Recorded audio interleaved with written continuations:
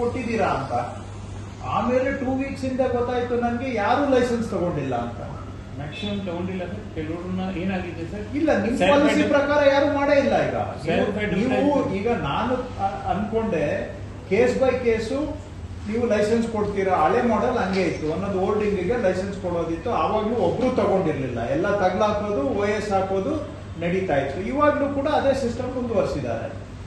So right now any of these LEDs, I'll say half of these LEDs are illegal, another half they have given self advertisement but they are openly doing commercial. ಅದು ಈಗ 2 ವರ್ಷದಿಂದ ಬಂದ್ಬಿಟ್ಟಿದ್ದಾವೆ ಅವು.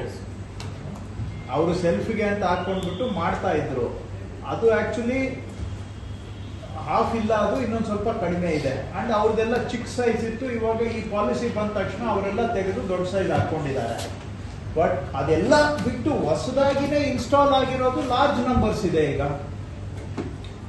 You mean LEDs? ಹೌದು ಹೌದು, ಅದೇನೇ ಹೇಳ್ತೀನಿ, ಹೊಸ LED ಈಗ ಲಾಸ್ಟ್ 3 months ಇಂದ ಬಂದಿರೋದು ಲಾರ್ಜ್ ನಂಬರ್ಸ್ ಇದೆ. ಆಲ್ಮೋಸ್ಟ್ 20. ಈಗ ನೀವು ಬಿಟ್ಟ ಮೇಲೆ ಈಗ ಯಾರು ಆಕ್ಷನ್ ಅಲ್ಲಿ ಬರ್ತಾರೆ?